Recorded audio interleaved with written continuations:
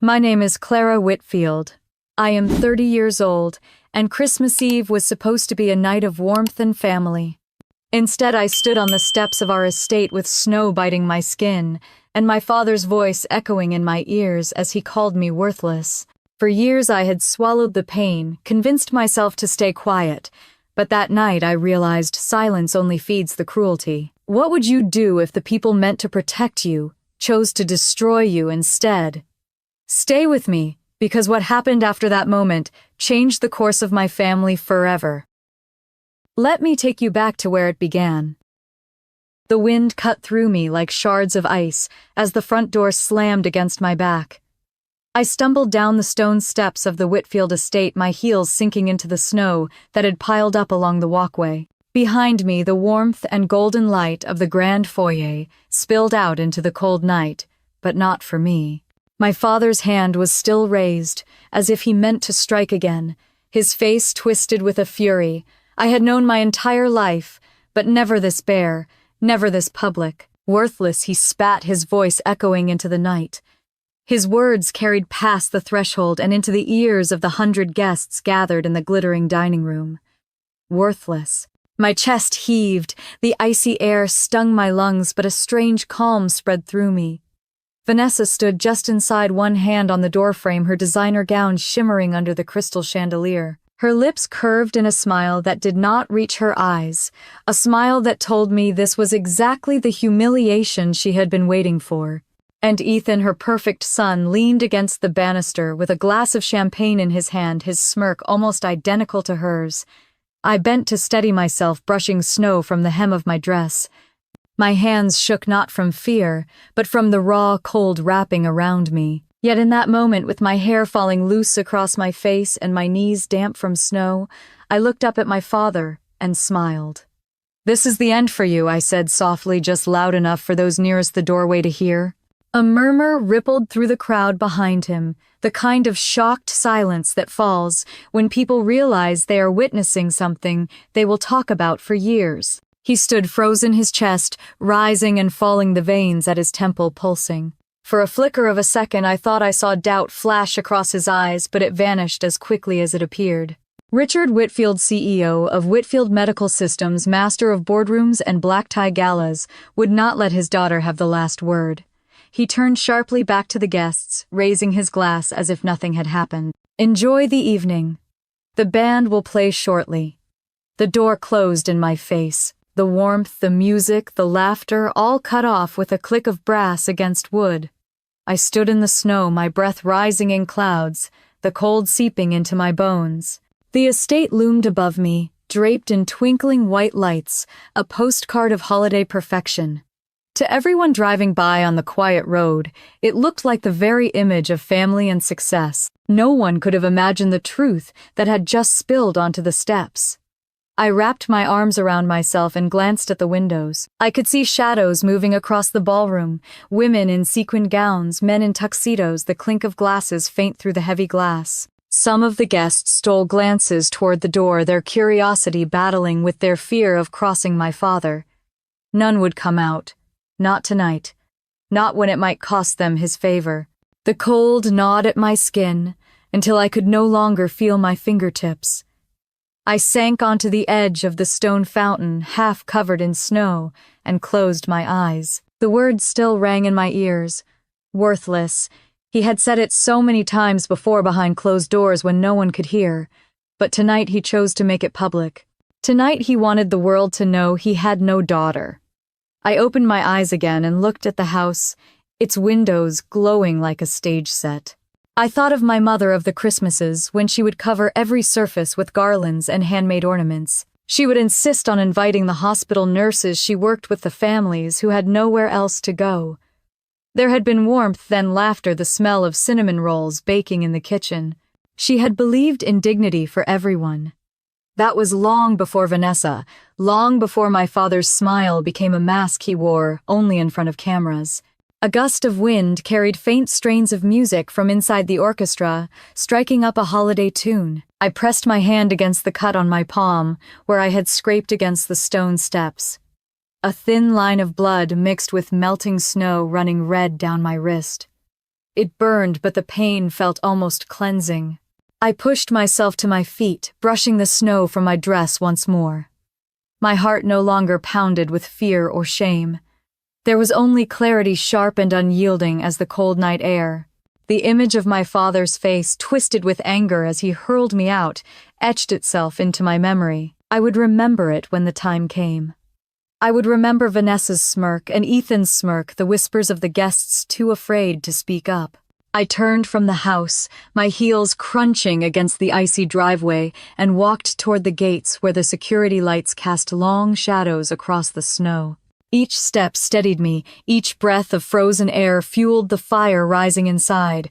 Tonight was not the end of me, it was the beginning of the end of them. I paused at the edge of the estate grounds and looked back one last time. Through the frosted windows I saw my father raise his glass again, a toast to power and pretense. The guests smiled, some too brightly desperate to pretend they had not seen his daughter cast out into the cold. The lights blurred as snowflakes swirled through the air, catching in my hair and lashes. I pulled my coat tighter around me, though it did little against the freezing night. The sound of laughter carried faintly through the walls, but it no longer stung. Because even as the cold bit into my skin, I knew the warmth inside that house was nothing but illusion. And illusions always break. I stepped out onto the quiet road, the crunch of snow beneath my shoes the only sound. My breath rose in steady clouds, and with each one the weight of years of silence lifted. The night stretched out before me, dark and endless, but I no longer felt small. I walked on, leaving the glittering estate behind, carrying only the memory of my father's words and the promise I had spoken back to him. This is the end for you. And deep down I knew it truly was. Snowflakes clung to my lashes as I kept walking, but in my mind I was no longer in Seattle. I was back in Portland, 12 years old, my small hands tucked into the rough palms of my grandfather George. He was tall, with a gentle stoop that came from decades spent bending over workbenches and hospital beds. He never wore the kind of suits my father favored. He preferred corduroy jackets and wool scarves that smelled faintly of pipe tobacco. To me, he smelled like safety, like home. On Christmas Eve that year, the house had been alive with the hum of family and neighbors. My mother was still with us then, moving through the kitchen in a red apron dusted with flour. My father was already beginning to disappear into late-night calls, but my grandfather never let me feel forgotten.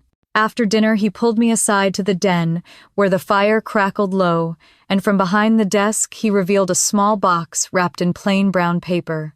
I remember tearing the paper carefully the way he had taught me, never rushing through a gift, as if it were nothing.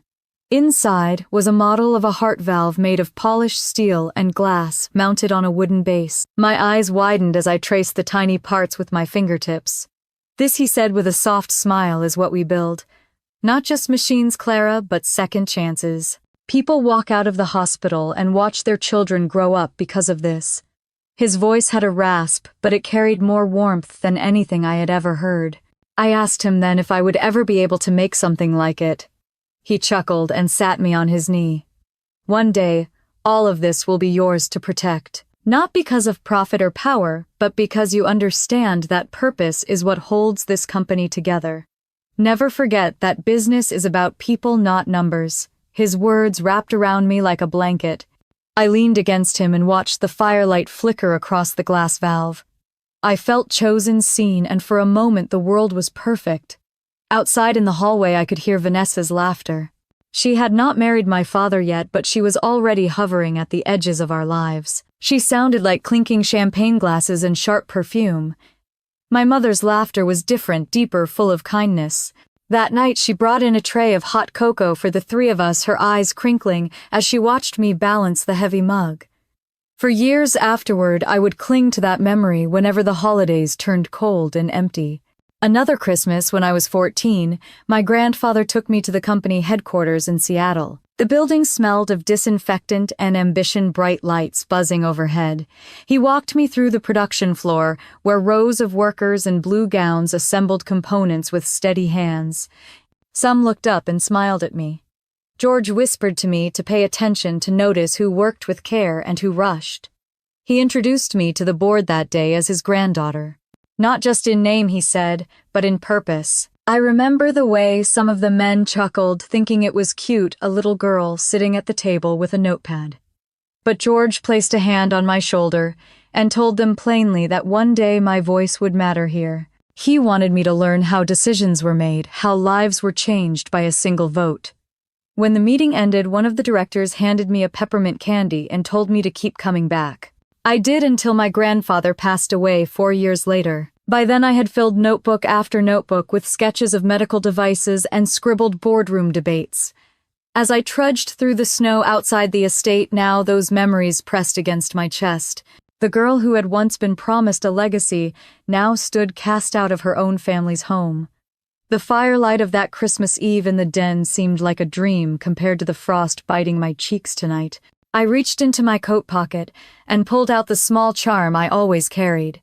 It was a keychain shaped like a tiny heart valve, the same model my grandfather had given me attached years later to a silver ring. He had engraved my initials on the back before he died. I turned it over in my hands, the metal freezing against my skin, and felt a spark of warmth spread through me. The sound of tires crunching snow pulled me back to the present. A car eased down the long driveway toward the gates. Guests leaving the party, no doubt, their laughter spilling faintly from the open windows. I stepped aside, letting them pass, but I wondered if they saw me standing there. Did they whisper to each other about the daughter thrown out into the cold, or would they pretend tomorrow that nothing had happened, that Richard Whitfield's image remained spotless? I gripped the charm tighter. My grandfather's words echoed in my mind. All of this will be yours to protect. He had trusted me, believed in me when no one else had. That trust had not vanished with his death. It lived inside me, still waiting. The wind whipped harder, sending snow swirling across the road. I pulled my coat tighter and walked faster, the estate lights fading behind me. In my heart, the two Christmas Eves collided, the warmth of George's promise and the cruelty of Richard's rejection. One had built me, the other had nearly broken me. But I was not broken. Not yet. At the corner of the road, I paused beneath a street lamp, the snow piled high against its base. I looked up into the hazy light, the flakes falling like endless confetti. I imagined George standing there, his scarf tucked tight around his neck, his eyes twinkling with quiet pride. I whispered into the empty night that I would not let him down. The wind carried my words away, but in the silence that followed, I felt steadier. The memory of his promise was no longer a wound, it was a weapon waiting to be used. I slipped the keychain back into my pocket and started down the dark road, the crunch of my steps marking time. Ahead, the city glowed faintly. A reminder that the world was still turning, that morning would come. And when it did, I would be ready. When I think about the first time my world cracked open, it always comes back to 2008. I was 12. And still believed Christmas trees could fix anything. My mother Margaret had been in and out of hospitals for weeks, her laughter quieter each time she came home. By December, she no longer came home at all. Pancreatic cancer. That word became a shadow in our house, stretching over every meal, every whispered conversation. I remember sitting in the corner of her hospital room, my knees drawn up while the machines hummed around us. She tried to smile, reaching for my hand, her skin thin and cold. "Clara," she said, "you have to keep your chin up. Promise me you will never let anyone make you small." I nodded, even though tears blurred everything in front of me. I did not understand then how much I would need those words later. She passed on a Tuesday morning the week before Christmas. The house felt hollow, even though relatives filled every room with casseroles and condolences. My father stood stiff by the fireplace, his eyes dry, accepting people's pity with a nod that felt more like dismissal than grief. I clutched one of my mother's scarves that still smelled like her perfume and hid in her closet whenever I could. That was the only place I could breathe. Less than a year later, my father introduced Vanessa. She was 20 years younger than him, polished and sharp with nails always painted a glossy red. At first, she acted sweet, calling me darling, brushing my hair back for photographs. But even then, I felt her grip on my shoulder was just a little too tight. 6 weeks later, they were married in a ceremony that felt like theater. I stood in a pale dress beside them, forced to smile for pictures I never wanted to take. It did not take long for Ethan to appear. Vanessa's son from her first marriage was 17, handsome in a careless way and hungry for attention. Within days of moving into the estate, he was sitting at the head of the breakfast table, cracking jokes with my father as if he had lived there forever. My father beamed at him in a way I had not seen in years. I sat quietly picking at my cereal, wondering when my place at the table had been reassigned. Slowly, the house shifted. Photos of my mother came down from the walls, replaced by portraits of Richard and Vanessa at charity galas. Ethan's basketball trophies lined the hallway shelves. Even the family Christmas card changed. I remember 2010 so clearly. Vanessa had hired a photographer for our holiday portraits. The living room was decorated like a magazine spread tree, trimmed with glass ornaments, a roaring fire in the background. She positioned Richard in the center with Ethan beside him, their suits matching. She slid herself in gracefully on the other side, her hand resting on my father's arm. And me? She directed me to stand near the edge, holding a small prop gift box, my smile stiff. The flash went off. In the final photo, I looked like an afterthought. Ethan shone in the middle, his grin wide, while I hovered in the corner, barely in the frame. That was the moment I understood I had been replaced. At dinner that night, Richard lifted his glass to toast Ethan's early admission to college. He said he was proud to call Ethan his son.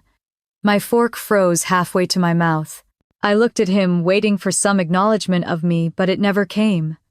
Vanessa squeezed Ethan's shoulder, glowing with satisfaction. I excused myself and ran upstairs before anyone noticed the tears sliding down my cheeks.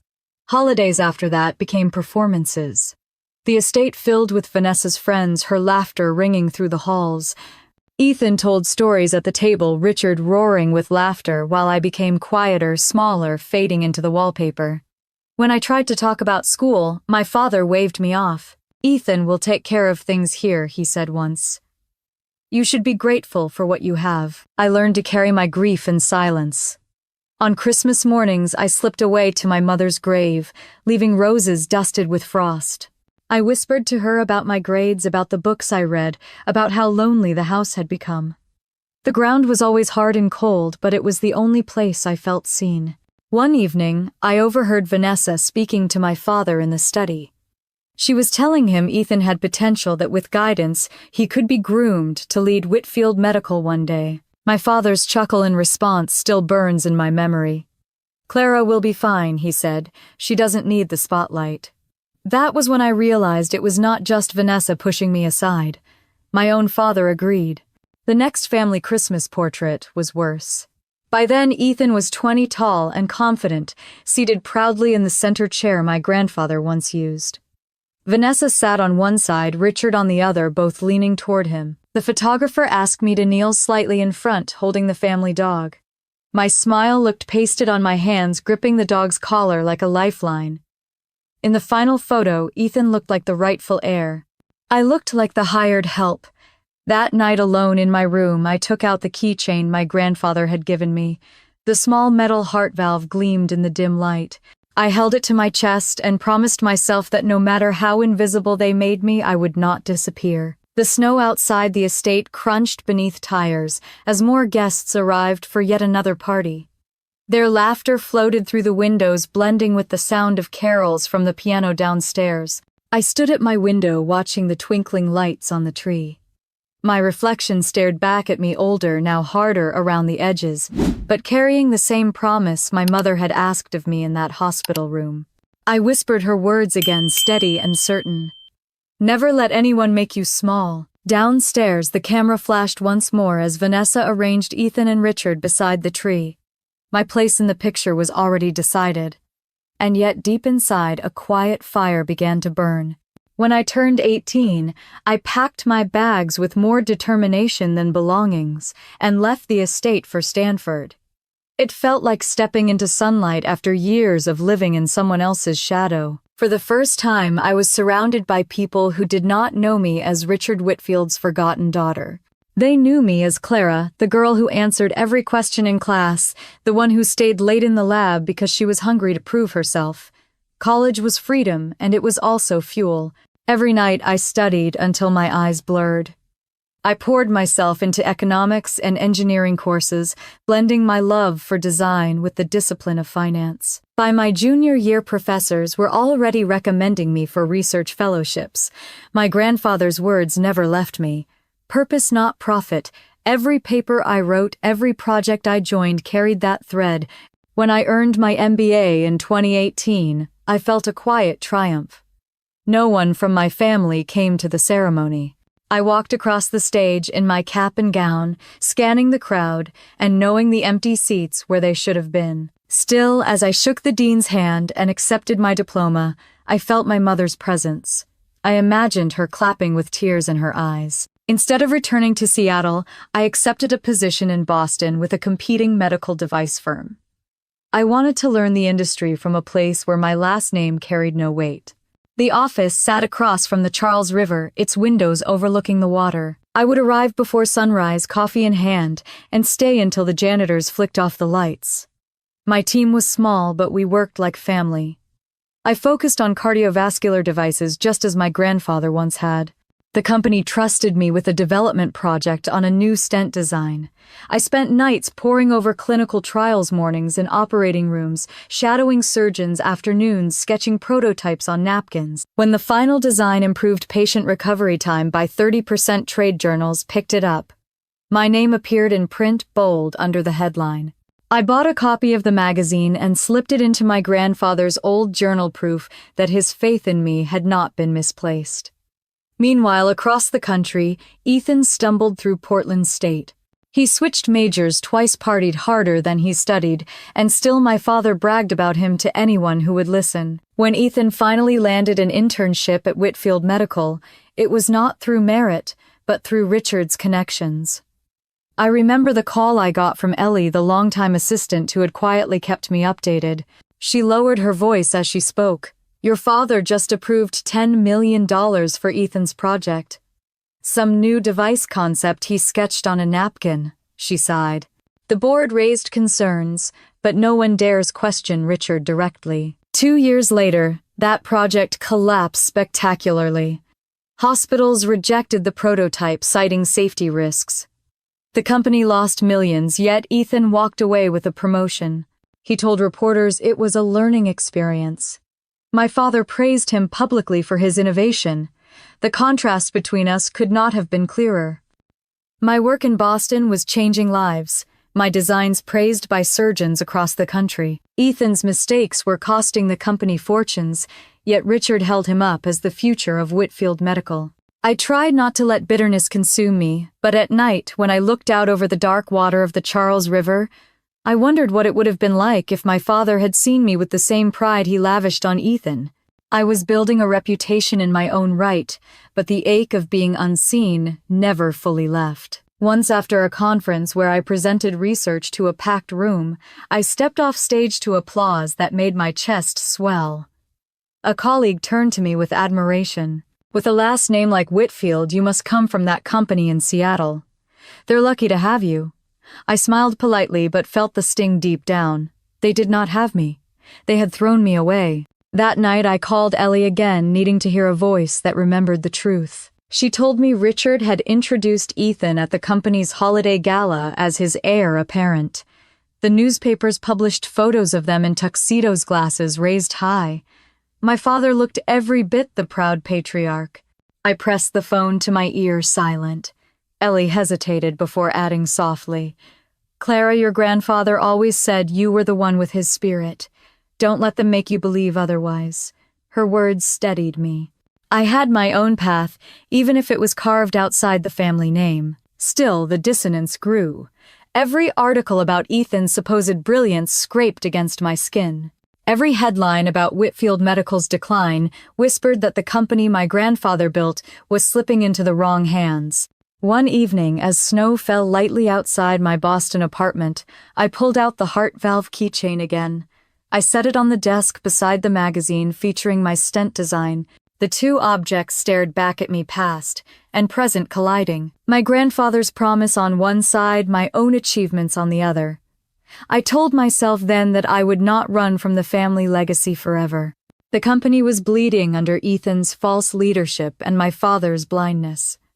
I had built a name outside their shadow, but one day I would have to step back into it. Not for them, but for the patients who deserved better, and for the memory of the people who had believed in me. For now, though, I kept my head down and worked. Each late night in the lab, each successful trial, each letter from a doctor thanking me for making their work easier added to my quiet arsenal. I thought of Ethan back in Seattle coasting on my father's favor, and I knew the contrast between us was not just about achievement. It was about truth. One of us was building something real. The other was living a lie. And lies, no matter how carefully polished, never last forever. By the summer of 2022, I packed up my Boston apartment and boarded a flight back to Seattle. The city skyline came into view through the airplane window, sharp against the gray sky, and I felt my stomach twist. Returning was not about reconciliation. It was about unfinished business. When I walked into the Whitfield Medical Headquarters for the first time in years, the receptionist did a double take at my last name. Moments later, I was ushered upstairs where my father greeted me in his corner office, as if I were a stranger applying for a job. He kept his tie perfectly knotted, his cufflinks glinting, his expression flat. "I suppose you want a role here now," he said, leaning back in his leather chair. "Ethan is already leading product development, but perhaps there is space for you if you are willing to work hard." I wanted to laugh at the hypocrisy, but I kept my face calm. "I will take whatever you think appropriate." His mouth twitched in what might have been a smirk. Basement office special projects. No team, no budget. Most people would kill for a foot in the door here. You should be grateful. I nodded and thanked him, though inside I filed the insult away like ammunition. The basement office was nothing more than a converted storage space. The walls were bare concrete painted beige, the hum of the building's heating system constant above my head. I carried in a stack of notebooks and pinned timelines and charts to the walls until the room looked more like a war room than an office. Every day I arrived earlier than anyone else and stayed later. I shadowed division heads, asked quiet questions, and listened more than I spoke. To most, I looked like a daughter desperate for her father's approval, eager to finally prove herself. In truth, I was gathering pieces of a puzzle that no one wanted to see. Ellie was still there, older now, her hair streaked with gray, but her eyes sharp as ever. She found me one afternoon in the cafeteria, sliding into the seat across from me with her tray of soup. She smiled faintly. "Your grandfather would be proud you came back." I lowered my voice. "I am not here to make him proud. I need to understand what really happened after he died." Her gaze flicked around the room before she leaned closer. "Look for the will, Clara. There are things you need to know." I froze. "What do you mean?" She stirred her soup slowly, as if the conversation were casual. "Your grandfather had intentions for you, but they were buried quickly. Too quickly." Before I could press her, she rose with her tray.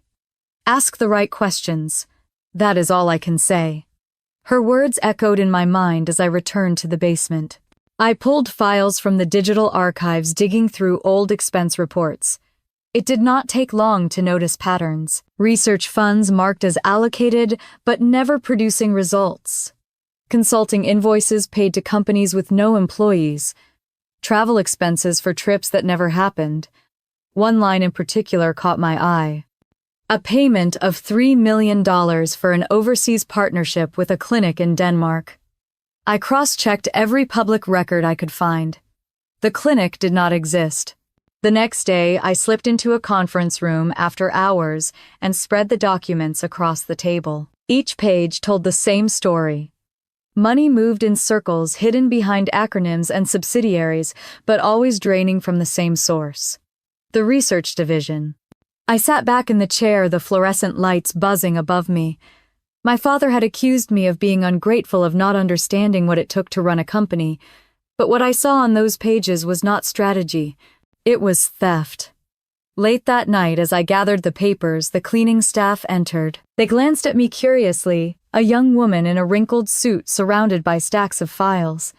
I smiled, told them I was finishing up, and waited until they left before slipping the papers into a folder marked personal notes. The following week, Ethan strutted into the cafeteria surrounded by junior managers. He bragged about his latest idea, some flashy device concept he claimed would revolutionize heart surgery. I recognized the design immediately. It was nearly identical to one of my early prototypes from Boston, the one I had never released. He must have seen it in the files I submitted when I joined. I clenched my hands under the table. He was parading stolen work as his own while I sat in the basement digging through shadows. Yet my father beamed with pride when Ethan presented it at the monthly review. He applauded him, calling him a visionary. Not once did he acknowledge me. That night, back in my office, I stared at the wall of notes I had assembled. The fraud was larger than I had imagined. And now Ethan's incompetence was feeding the cycle, throwing money at bad ideas, while my father covered the losses in silence. I touched the keychain in my pocket, the one my grandfather had given me. Its edges were worn smooth from years of handling. For the first time since returning, I felt the same fire that had burned when I was a child watching my place in the family erased. I whispered into the empty office that I would not let it happen again. When I shut off the lights and closed the door behind me, the hallway felt colder, heavier, as if the building itself carried the weight of secrets. Somewhere above me, my father's office glowed late into the night. I wondered if he knew I was already unraveling the threads of the empire he thought untouchable. The elevator doors slid shut, and in the mirrored panel I caught my own reflection. My mother's eyes stared back at me, tired but determined, and I knew then that I was exactly where I needed to be. Ellie called me 2 days later and asked if I could meet her at a cafe a few blocks from the headquarters. Her voice carried that steady calm she always had, but underneath it I sensed urgency. I wrapped myself in a scarf and walked through the drizzle, my shoes clicking against the wet pavement. The cafe was nearly empty, the kind of place where the coffee was strong but the lighting dim enough for private conversations. She was already there, sitting at a corner table with a manila envelope beside her untouched cup. When she saw me, she gave a faint smile and gestured for me to sit. "You look tired, Clara," she said softly. I laughed without humor. "That makes 2 of us." She glanced around, making sure no one was within earshot. "I need you to see something, but you cannot let anyone know where it came from." She pushed the envelope across the table. My pulse quickened as I slid it open. Inside were photocopied pages, some typed, some handwritten. The first page stopped me cold. It was my grandfather George's will. Not the version filed with the courts, not the one my father had paraded around after the funeral. This one was dated 2 months before George's death. It stated in clear language that all controlling shares of Whitfield Medical would be held in trust until I turned 30, at which point they would transfer to me. My hands trembled as I flipped through the pages. The ink was faded, but clear, his signature unmistakable. I whispered, barely able to form the words, "This is real." Ellie's expression was grave. I found it while reorganizing old files. It was hidden in the back of the archives, misplaced, they would say. But I know better. I looked up at her, my throat tight. My father changed it. She nodded slowly. "Within days of George's death, your father and the family attorney filed a revised version. Everything went directly to him. There was no mention of you. The room seemed to tilt as the weight of it settled over me. For years I had accepted that my father simply did not see me as worthy. But now I realized it was not blindness. It was theft. I pressed my hand against the table, grounding myself. "Why are you showing me this now?" "Because," Ellie said, her eyes locking with mine, "you deserve to know the truth before it is too late. This company was meant to be yours. Your grandfather trusted you not, Richard." I closed my eyes for a moment, hearing my grandfather's voice in the den on that Christmas Eve long ago. "All of this will be yours to protect." Now the words had teeth. I folded the papers carefully and slipped them back into the envelope. "Thank you," I whispered. She placed a hand over mine, warm and steady. "You have more strength than you realize. Just remember, the truth has a way of surfacing no matter how deeply it is buried." When we parted, I walked aimlessly through the rain, the envelope clutched under my coat. Cars hissed past on the wet street, Christmas lights blinking in shop windows, families bustling with shopping bags. I felt apart from all of it, carrying a secret that could crack open the foundation of everything my father had built. That night in my apartment, I spread the pages across my kitchen table, the handwriting, the signatures, the dates. all lined up with the memories I had of my grandfather's final months. He had intended for me to inherit not only shares but responsibility. He had wanted me to carry on the vision of purpose over profit. Instead, my father had erased me. I traced the signature with my fingertip, my eyes burning. It was not just betrayal. It was confirmation of what I had always felt but could never prove. I was not invisible. I had been deliberately cut out. I thought of Ethan sitting smugly at the head of boardroom tables, taking credit for work he could barely explain. I thought of Vanessa arranging photo ops like a queen curating her throne. I thought of my father shaking hands with politicians and donors, his smile practiced, his empire built on lies. For a long time I sat in silence, the only sound the tick of the kitchen clock. Then I gathered the pages and slid them back into the envelope, tucking it deep into my bag. The next morning at work, I moved through the halls like a ghost, nodding at colleagues, carrying files, answering questions. No one knew that inside my bag was proof that the man in the corner office had stolen an empire. I returned to the basement office and locked the door. Spreading the papers across my desk, I pinned copies of financial reports beside them. The pieces began to fit together. The fraudulent accounts, the disappearing research funds, the altered will. Each page pointed to the same truth. Richard Whitfield had not only stolen my inheritance, but had been bleeding the company dry to cover his tracks. My pen scratched across a notepad as I mapped connections, shell companies linked to consulting contracts, payments routed offshore, board members kept quiet with bonuses. It was a web intricate and rotten at the core. By late evening, my back ached from hours hunched over the desk. I leaned back in my chair, staring at the wall of documents. For the first time, I felt not only anger but clarity. I was not just my father's overlooked daughter anymore. I was the rightful heir, and I held the evidence to prove it. As I shut off the light and slipped the envelope back into my bag, a strange calm washed over me. The building was silent, the halls dim. My footsteps echoed as I walked toward the elevator. When the doors opened, I stepped inside, the envelope pressed against my chest. My reflection in the mirrored panel looked older, harder, but there was something else in my eyes now. Conviction. Vanessa called me one Thursday morning and suggested we meet for lunch at a French restaurant downtown. Her tone was light, almost cheerful, as if we were two old friends catching up. I knew better. Still, I agreed. Sometimes it was easier to sit across from your enemy and let them talk than to guess what game they were playing. The restaurant was one of those places where the chandeliers sparkled even in daylight and waiters floated between tables in crisp jackets. Vanessa was already seated when I arrived, draped in a cream silk blouse, her hair pulled into a perfect chignon. She rose and kissed my cheek, leaving a faint trace of perfume that lingered long after I sat down. "Clara, darling," she said, with that syrupy tone that always made my skin crawl. "You look so thin. Are they working you too hard in that basement office?" I smiled, politely laying the napkin across my lap. "I like to stay busy." She tilted her head, studying me as if I were a specimen under glass. "Busy is good, but you must be careful. Ambition can be such a dangerous thing in this family." The waiter poured wine and she ordered a bottle I knew cost more than my rent. She spoke of trivial things at first, a charity gala, a new art exhibit. She was sponsoring Ethan's latest investment in a startup. He barely understood. I let her fill the air with her practiced elegance, nodding in the right places. Then her eyes sharpened. "You know, Clara, your father worries about you. He says you push too hard, that you challenge him in ways that only create conflict." I met her gaze evenly. I thought he valued innovation. She laughed softly, swirling the wine in her glass. "Innovation, yes. But he values loyalty more. Ethan understands that. You, on the other hand, have always had a streak of rebellion."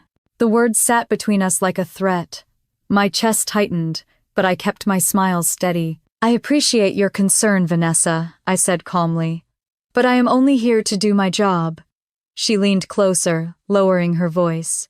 "You will never win against your father, Clara, or Ethan. The sooner you accept that, the happier you will be." Her words were honeyed, but her eyes glinted with steel.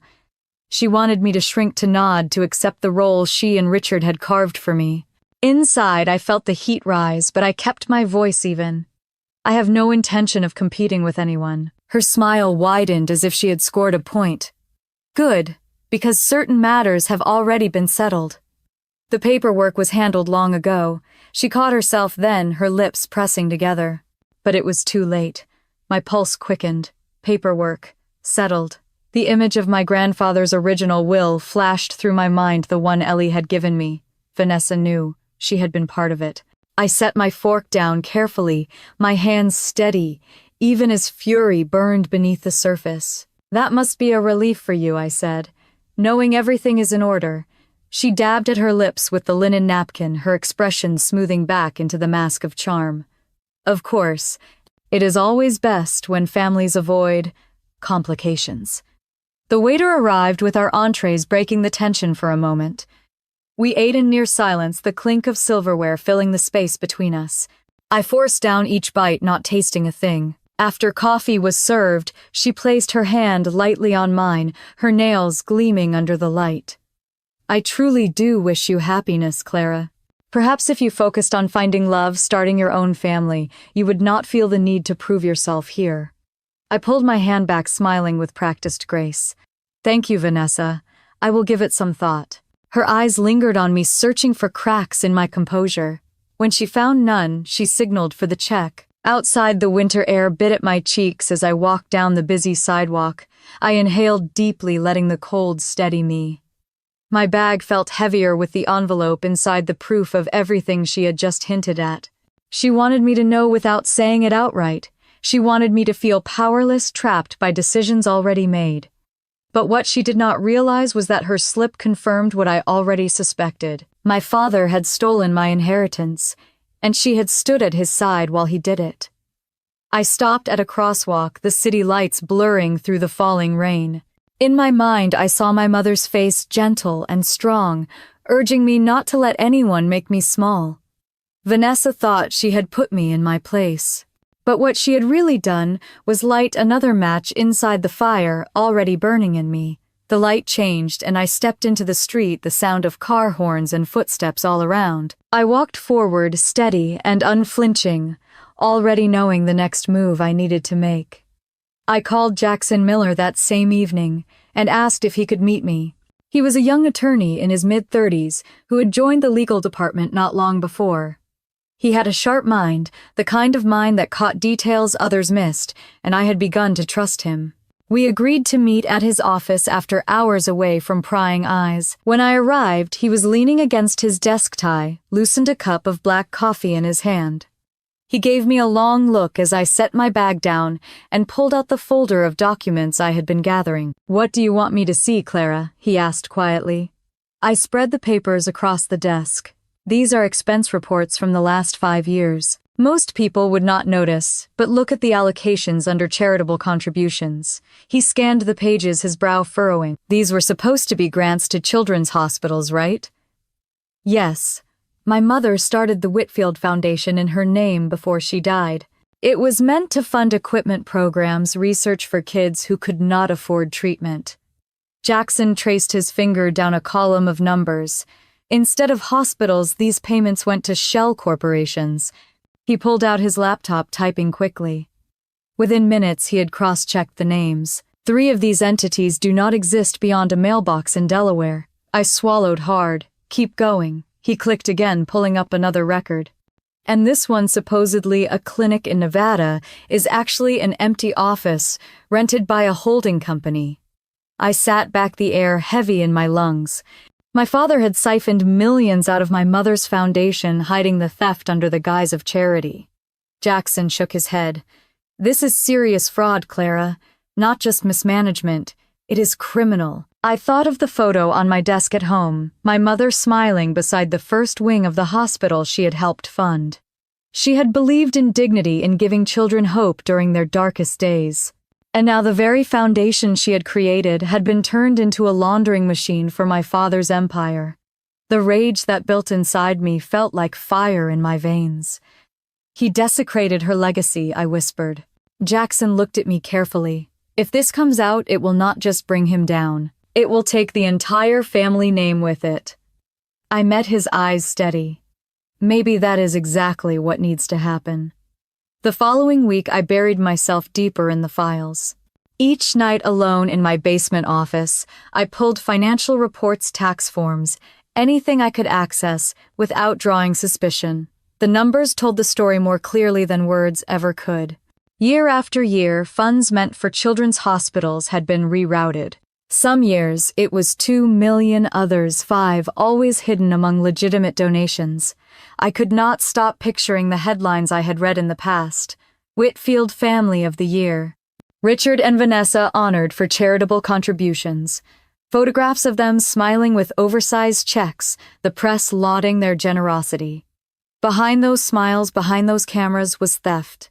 The hypocrisy cut deeper than I could bear. I remembered being 14 delivering gifts to sick children with my mother. She insisted we look each child in the eye, that we never treat them like charity cases but as equals. Those moments had taught me compassion, and now that same spirit had been twisted into a facade for greed. One evening, I showed Jackson another set of documents. He leaned back, rubbing his jaw. "Clara, this is enough to start a federal investigation. Are you sure you want to keep digging?"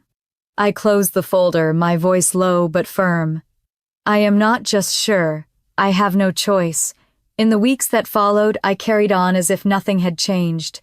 I attended meetings, nodded politely at Ethan's presentations, accepted Richard's dismissals with a smile. Beneath the surface, I was building a case brick by brick. The more I uncovered, the clearer it became that when the truth emerged, the fall would be catastrophic. This was not just a CEO misusing funds. This was a family paraded in magazines, a dynasty praised for its generosity, a household used as an example of American philanthropy. When people learned the truth, they would not see Richard as a shrewd businessman.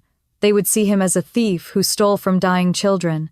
One afternoon in the break room, Ethan strutted in with 2 junior associates trailing behind him. He bragged loudly about an article in a local magazine that had just featured him and my father under the headline "A Family Legacy of Giving." I sipped my coffee silently, feeling bile rise in my throat. The associates clapped him on the back, laughing, unaware of the rot beneath the surface. Ethan caught my eye across the room and smirked. I walked back to my office, shut the door, and pressed my palms to the desk until my knuckles turned white. The contrast was unbearable. Outside, the world saw a family of benevolence. Inside, I held the proof of betrayal. Late that night, I sat across from Jackson again, the city lights glowing through his office window. I laid the newest reports in front of him. His voice was low. "This is going to destroy him." I whispered back, my throat tight but certain. "It should." I gathered the files into my bag, the weight of them pulling on my shoulder. As I stepped into the cold night, the truth pressed against me like armor. The story was bigger than fraud. It was about my mother's memory, about children cheated of hope, about a name that once meant something good and now meant corruption. I knew then that when the day came, the fall of the Whitfields would not just be a scandal, it would be a reckoning. The Whitfield estate glittered with lights for the annual pre-Christmas party, a tradition Richard and Vanessa cherished as much for the headlines as for the company. Cars lined the driveway, valets darted through the cold night air, and the sound of jazz floated out through the tall windows. I had no choice but to attend. To stay invisible, I needed to keep playing the dutiful daughter. Inside, the air smelled of pine and expensive champagne. Guests mingled in sequined gowns and tailored suits, their laughter echoing off marble floors. I drifted between conversations, offering polite smiles, all while scanning the room. Ethan held court near the fireplace glass, already half empty, his cheeks flushed pink. As the night wore on, his voice grew louder. He had always been a reckless drinker, and tonight was no exception. I stayed near the edge of the crowd, listening, as he boasted to a small circle of friends from his college days. "My dad has everything covered," Ethan slurred, waving his glass dangerously close to spilling. "You think anyone can touch Whitfield Medical? Forget it." He leaned closer to them, his words thick with pride. "He has money tucked away overseas. More than you can imagine." The group laughed nervously, glancing at each other. Ethan pressed on, enjoying the attention. "Shell accounts, dummy companies, all of it. Even if some nosy investigator pokes around, they will never find the real stash." My pulse quickened, every nerve in my body focused on his words. I slipped my hand into my bag where my phone rested. With one swift movement, I unlocked the recorder and set it running the screen hidden beneath the tablecloth beside me. Ethan raised his glass, again oblivious. We are untouchable. Dad built the system so tight nobody can ever bring us down. He chuckled, a smug grin spreading across his face. The best part, everyone thinks we are saints. Family of the year, remember. He almost spat the words out with laughter. The group chuckled, uneasily shifting in their seats. One of them muttered that he should quiet down, but Ethan only leaned back and smirked. What, you think someone's listening? Who's going to stop us? Clara. My stomach clenched, but I kept my face. Still, my gaze fixed on a nearby wreath as if lost in thought. He had no idea I was standing within arm's reach. No idea every word was sinking into the microphone on my phone. Minutes passed before the conversation shifted. Ethan launched into a story about crashing his car in college and how his father had covered it up. The friends laughed harder, the liquor flowing as the night blurred around them. I quietly pressed stop on my recorder and slipped the phone back into my bag. My hand trembled slightly, not from fear, but from the weight of what I had just captured. For weeks I had been gathering documents, numbers, signatures. But this was different. This was his voice, his words, the son my father had chosen over me, bragging openly about the crimes they thought were hidden forever. Vanessa swept into the circle moments later, placing a hand on Ethan's shoulder. Her smile was wide, but her eyes sharp.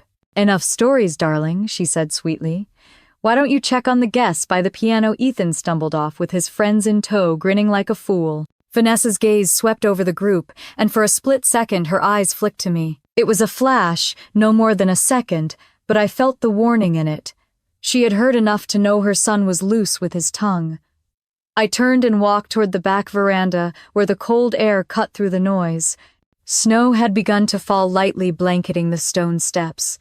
I exhaled slowly, the breath leaving me in clouds. The recording was safe in my bag, but my father's empire was already crumbling in my mind. I stood there, letting the cold steady me when Jackson's words replayed in my head. This is serious fraud, Clara. It will not just bring him down. It will take everything with it. Now I had proof that could not be brushed off as speculation or bitterness. Ethan had handed me the final piece.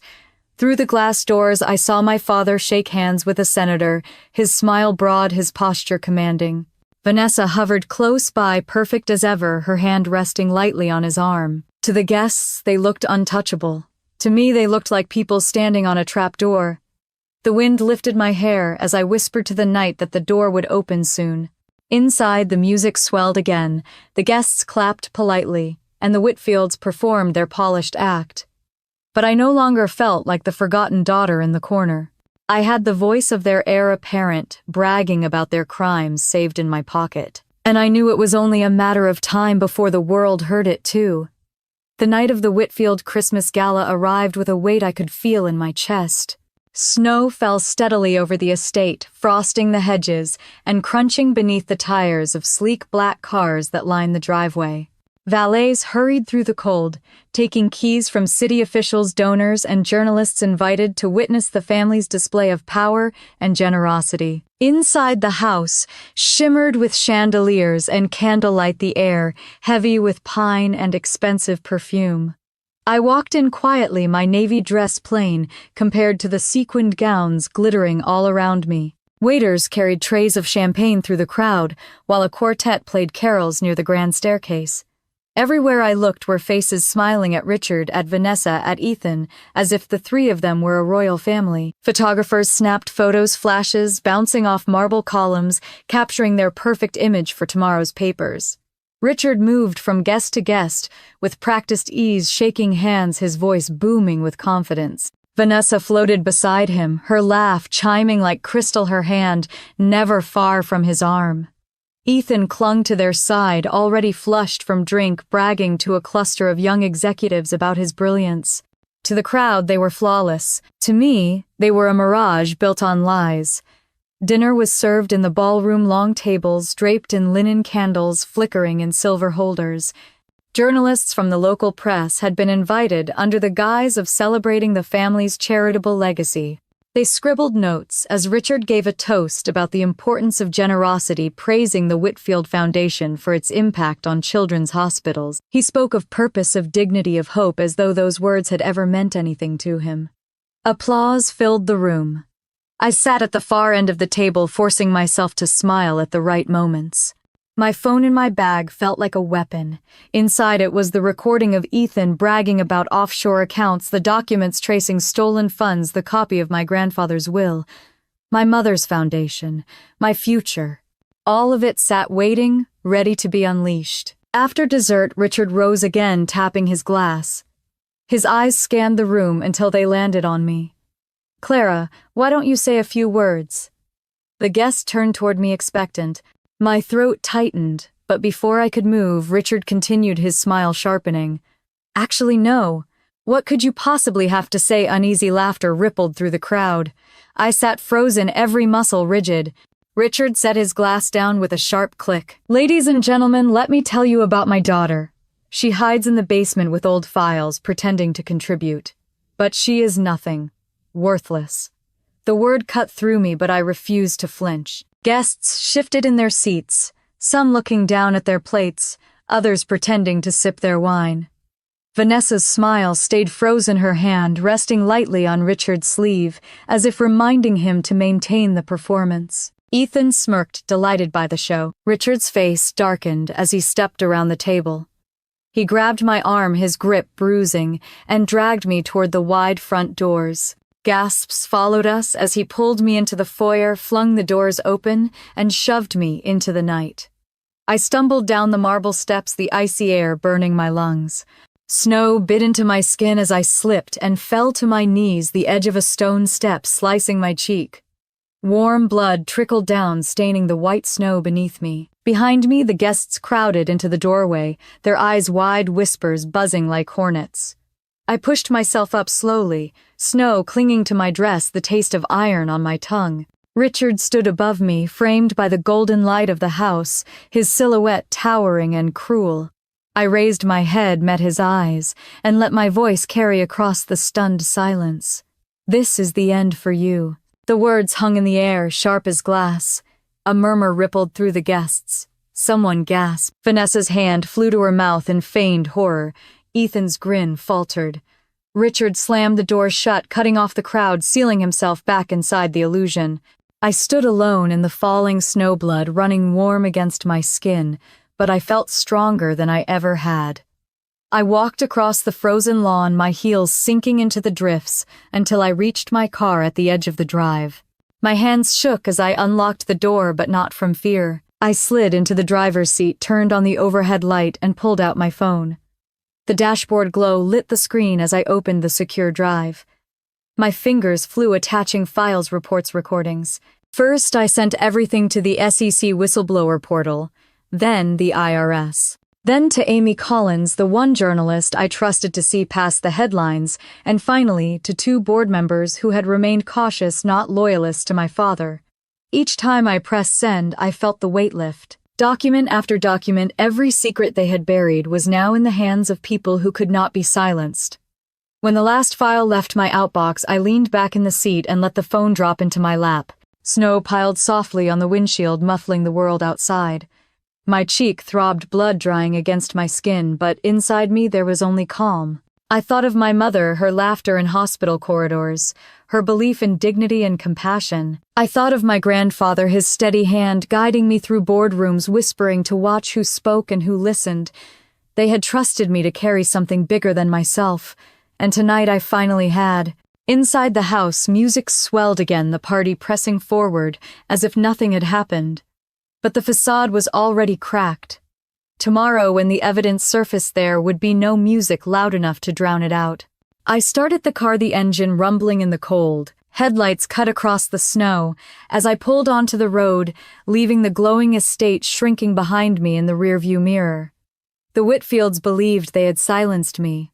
What they did not know was that their empire had already been handed to the wolves. By morning, the world would know the truth. I woke on Christmas morning to the faint smell of cinnamon rolls drifting from the kitchen.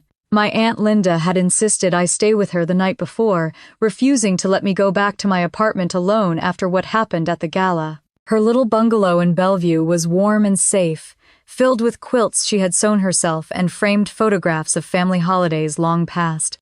The television was already on in the living room, muted at first, showing a reporter standing outside the gates of the Whitfield estate. Red and blue lights flashed across the snowy driveway. For a moment I thought I was dreaming. Then Linda turned up the volume. Federal agents from the FBI and IRS arrived at dawn, the reporter announced. Sources confirm they are executing search warrants for financial documents spanning the last 7 years. CEO Richard Whitfield is currently being questioned inside. I sank into the couch, my hands wrapped around a mug of coffee Linda handed me. On the screen, I saw agents in dark jackets carrying boxes out the front doors past wreaths and garlands that still hung proudly as if mocking the scene. The estate looked exactly as it had the night before, except now it was surrounded by flashing lights and news vans. Neighbors in coats and scarves gathered at the gates, whispering. Cameras zoomed in on Vanessa, being escorted to a waiting car. Her expression tight, her perfect hair glinting under the winter sun. A caption scrolled across the bottom: Whitfield family under federal investigation. Linda shook her head slowly, her eyes never leaving the screen. About time, she muttered. The reporter's voice cut through again. Sources also confirm that Martin Lowe, chief financial officer of Whitfield Medical, has agreed to cooperate with investigators. Court documents suggest he is providing detailed information on offshore accounts and fraudulent transfers. Hearing Martin's name did not surprise me. I had always suspected he was in on it, but seeing him flip so quickly only confirmed how rotten the foundation had been all along. The camera panned again and caught Ethan standing on the porch, his face pale, his body slouched as 2 agents spoke to him. For once there was no smirk, no swagger, just a young man cornered by consequences. I set down my coffee, carefully, afraid my trembling hands would spill it. Linda placed her palm over mine. You did this, Clara. I swallowed hard. No, I only showed them the truth. She looked at me with eyes soft and proud. That is exactly what your grandfather always wanted, and your mother too. She would be so proud of you right now. My throat tightened, and for a moment I could not speak. I watched the footage of Richard finally appearing at the front door. He looked smaller, somehow, shoulders hunched under his overcoat, his face gray. Federal agents flanked him on both sides, guiding him toward a waiting SUV. The reporter shouted questions. Did you alter your father's will, Mr. Whitfield? Did you steal from the foundation? He kept his eyes fixed ahead, lips pressed tight, but his silence spoke louder than any denial could. Inside Linda's living room, the Christmas tree lights blinked softly, reflecting off the ornaments she had collected for decades. It struck me how different this morning was from the one playing out at the estate.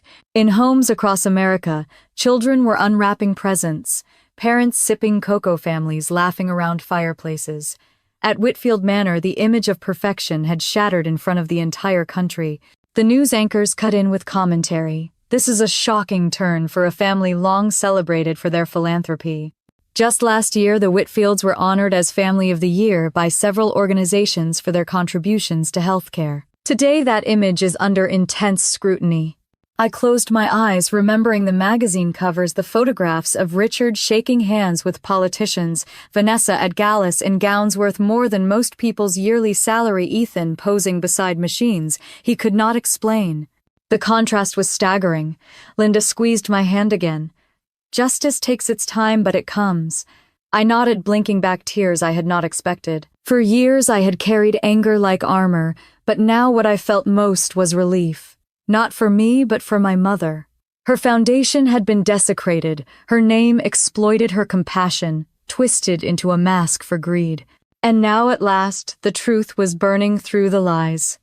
The coverage shifted to federal buildings downtown, where agents were seen delivering stacks of files. The anchor explained that subpoenas had been issued, that Whitfield Medical's board would hold an emergency session within days.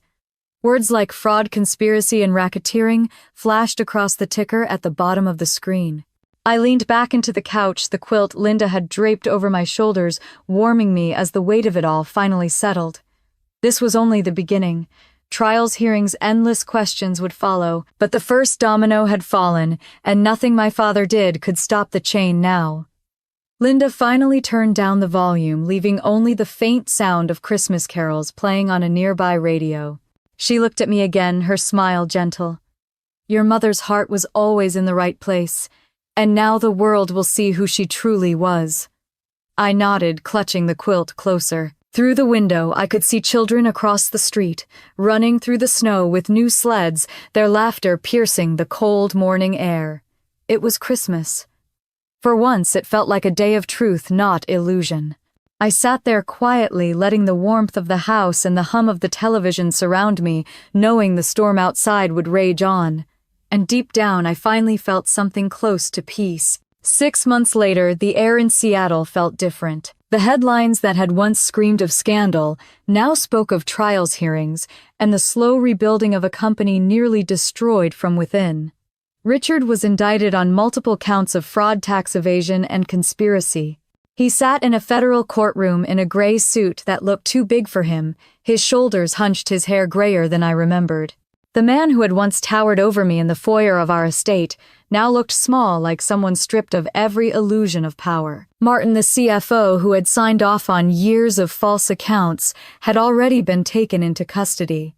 His cooperation had shortened his sentence, but it did not erase the damage. I saw him once during a deposition, his eyes darting away from mine, unable to meet the gaze of the woman whose inheritance he had helped bury. Vanessa filed for divorce within weeks of the raid. The glamorous wife, who had once glided through ballrooms, disappeared from Seattle's society pages. Word spread she had moved to Arizona, launching a boutique skincare line, carefully rebranding herself without the Whitfield name. Ethan left town quietly. One day, his social media accounts went dark, and the next, there were rumors he had been spotted in Monaco, then Madrid, then nowhere at all. He became a ghost, living off whatever resources he had stashed before the fall. For me, he was not a mystery. He was simply gone, leaving behind the wreckage of arrogance and lies. Whitfield Medical suffered at first. The stock plummeted 38% in the days after the raid. Employees whispered in hallways, clients pulled contracts, and the press circled like vultures. But as the months passed, as transparency replaced secrecy, confidence began to return.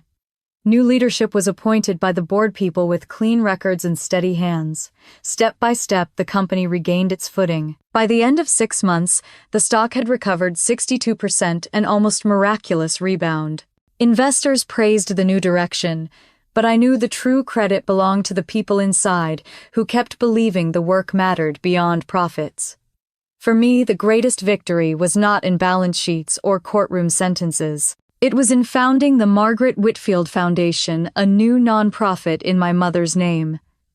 I poured my energy into building a program that truly reflected her heart. We partnered with clinics across the country to provide equipment for children whose families could not afford treatment.